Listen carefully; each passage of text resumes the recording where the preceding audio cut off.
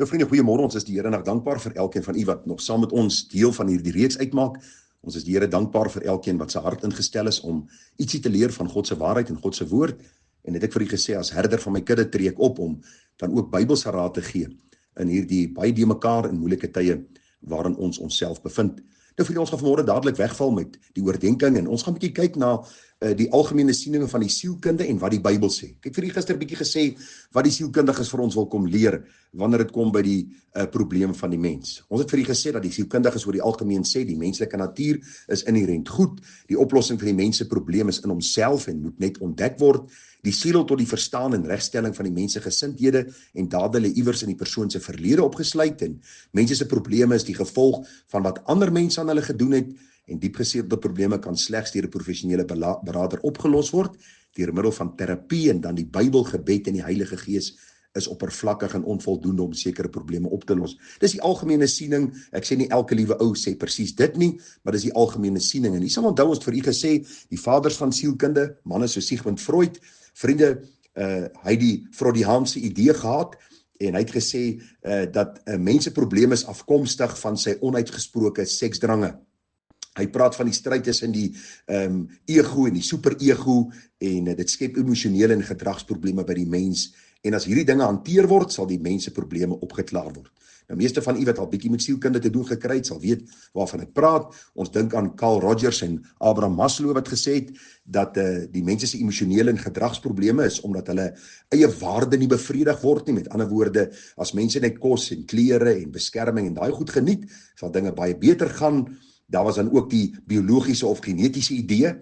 Mense se emosionele en gedragsprobleme is afkomstig van 'n genetiese disfunksie of 'n chemiese wanbalans, wat ons al reeds vir u gesê het, glad nie wetenskaplik bewysbaar is nie. Skinner se gedagte het gegaan oor gedragsprobleme as gevolg van viktimisasie en dan onvoldoende opvoeding en so kan ons aangaan. Vriende, ons gaan vanmôre kyk na wat sê die Bybel. En ek gaan so een of twee scenario's hanteer. Ek gaan vir u sê hoe die deursnee sielkundige dit sal hanteer en wat die Bybel vir ons leer, hoe God dit self hanteer. Kies onthou in 1 Korintiërs 6, skryf die apostel Paulus aan die gemeente in Korinthe. Dit was 'n probleemgemeente gewees, 'n gemeente wat onderlinge fetes gehad het, sondige praktyke, dronkenskap onder van die mense. En Paulus spreek hulle aan, sterk aan, deur die waarheid van God se woord. En nou sê hy vir hulle in 1 Korintiërs 10 vers 6, dat hulle moet terugkyk in die verlede na wat God gedoen het, hoe sy volk in rebellie teenoor hom opgestaan het. En daar staan, en hierdie dinge was voorbeelde vir ons, dat ons nie begeerig moet wees na slegte dinge soos hulle begeerig was nie. En wees ook nie afgodedienaars soos sommige van hulle was nie. Soos geskrywe is, die volk het gaan sit om te eet en te drink en het opgestaan om te speel. En laat ons nie hoereer soos sommige van hulle gehoereer het nie. En daar het op een dag 20.000 van hulle geval. En laat ons Christus nie versoek soos sommige ook gedoen het nie. En hulle deur die slange omgekom. En moenie murmureer soos ook sommige van hulle gemurmureer het nie, en hulle deur die verderwer omgekom. Maar al hierdie dinge het hulle oorgekom as voorbeelde en is opgeskrywe as 'n waarskuwing aan ons op wie die eindes van die eeue gekom het. Daarom wie meen dat hy staan, moet pas op dat hy nie val nie, geen versoeking het julle aangegryp, behalwe menslike nie, maar God is getrou, wat nie sal toelaat dat julle bo julle kragte versoek word nie, maar hy sal saam met die versoeking ook die uitkoms gee sodat julle dit kan verdra. Nou vriende, as ons hierdie scenario moes skep en hierdie probleemsituasie wat die volk Israel hulle self in bevind het en die Korintiër gemeente later en ons sou aan hierdie mense berading moes gee op 'n sielkundige manier, dan sou dit min of meer so klink. As die hedendaagse sielkundige sal hulle miskien vir die mense sê, ons verstaan hoekom julle so opgetree het, want julle was slawe in Egipte gewees. En ons verstaan dat julle so opgetree het, want julle was te nagekom op 'n stadium. Julle het nie gevra daarvoor nie. Julle is te nagekom en julle was 'n vry volk en ewe skielik het julle nou in hierdie slawerny verval en julle is later in 'n woestyn uitgelei en kan jy glo julle het nie genoeg kos gehad nie. Julle het nie genoeg basiese middele gehad nie. Daar was nie genoeg water nie, daar was nie genoeg vleis nie, daar was nie genoeg brood gewees nie. En julle was in so 'n mate geprovokeer dat julle geregmatigde optrede tentoongestel het. Eindelik was julle 100% reg in julle rebellie teenoor God. Ag vriende, die hedendaagse sielkundiges sou vir hulle gesê het, hulle was slagoffers van hulle omstandighede. Hulle kon nie gehelp het daarvoor nie, so hulle was maar net slagoffers, daarom het hulle gedoen wat hulle gedoen het en gesê het wat hulle gesê het. Hulle was nie genoeg geleerd en geletterde mense nie, daarom het hulle sommer baie keer hals oor kop opgetree. Maar as ons kyk, en miskien kan ek so 'n bietjie oordryf as ek dit sê, maar luister, vriende, ek het al met te veel mense gepraat. Ek het onlangs 'n saak gehad waar ek vir mense gevra het, hulle sê vir my, hulle betaal ten duurste as hulle kom by die sielkundiges. En dan, ek vra vir hulle, wat was die sielkundige se oplossing vir julle probleem? En die antwoord was eenvoudig geweest, hulle het niks gesê nie. Hulle het maar probeer om 'n so tipe van 'n gelyke medium te kry, dat ons net nie te kwaad vir mekaar by hulle kantoor uitstap nie, en dan moet hulle enorme bedrae betaal om hierdie niksseggende raad te kry nie. Ek dank die Here vir die eerbares, maar ek wil vir u sê, ek dink dit is die uitsondering op die reël. En mense wat werklik by die kruis uitgekom het, sal sien dat sielkunde nie 'n oplossing bied vir mense se hartsprobleme nie. Hulle hartsprobleme nie. Nou kom ons kyk wat sê die Bybel oor die volk Israel, en hoor wat Paulus geskryf het aan hierdie gemeente. Die Here sê vir hierdie volk, sy diagnose oor hierdie volk se optrede was, dat hulle ten eerste eie begeerig was. Met ander woorde, hulle eie begeertes het hulle verlok en verlei om te sondig teenoor God. Hulle eie lus het hulle gedryf. Gaan lees Numeri 11 vers 4. Afgoderry was deel van hulle lewe, 1 Korintiërs 10:7.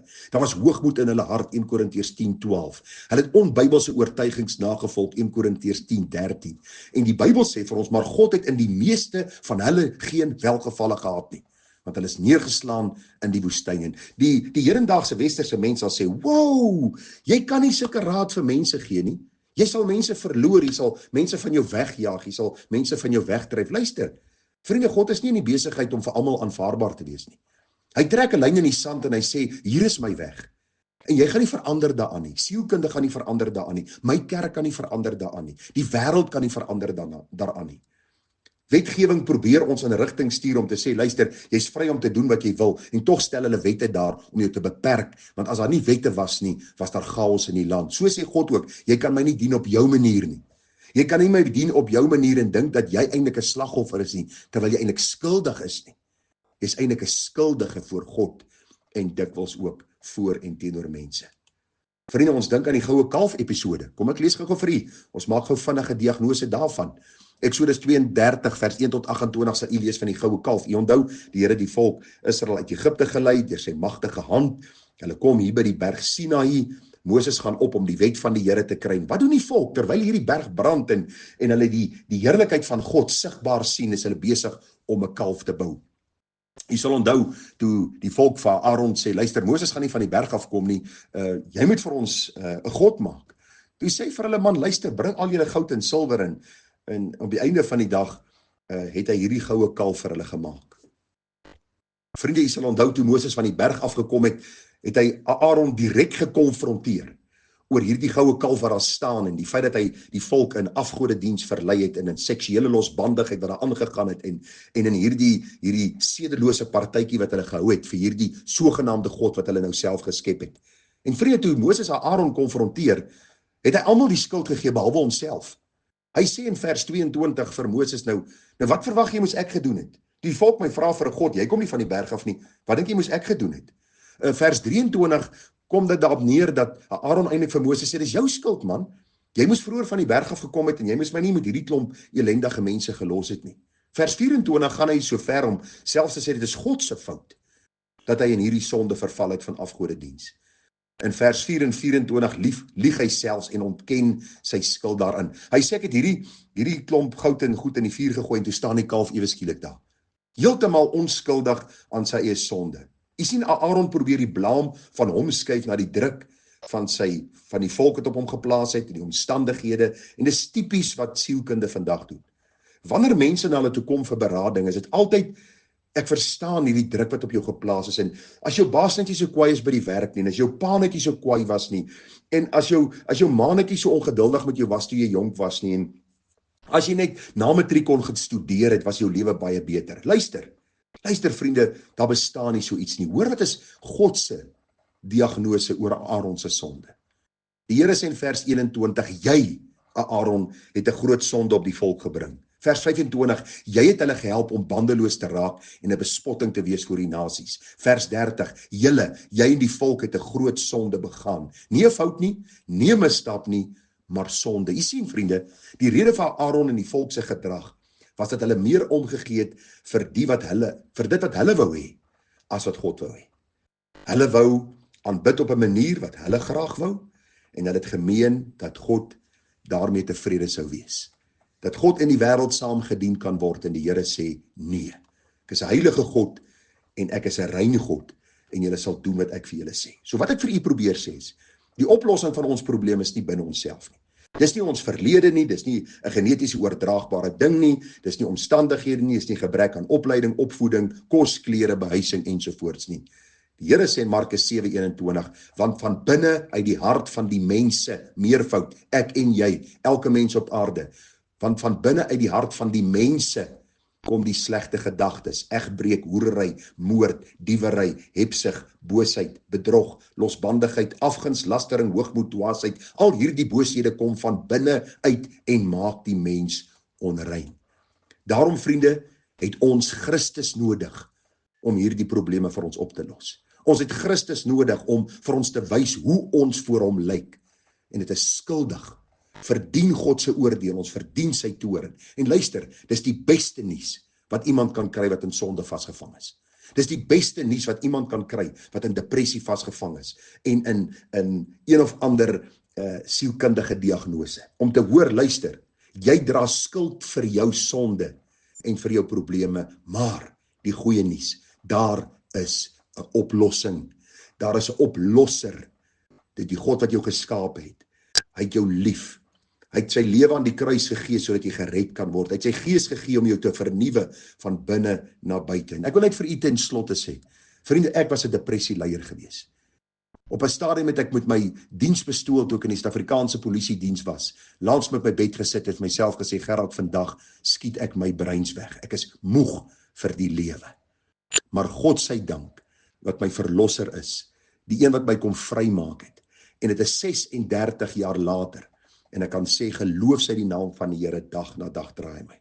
Daar's nog dinge wat ek mee worstel, daar's tye wat vir my moeilik is, daar's tye waar die opdraande pad vir my baie keer te styl is, maar die Bybel sê, geloof sy die naam van die Here, dag na dag draai my.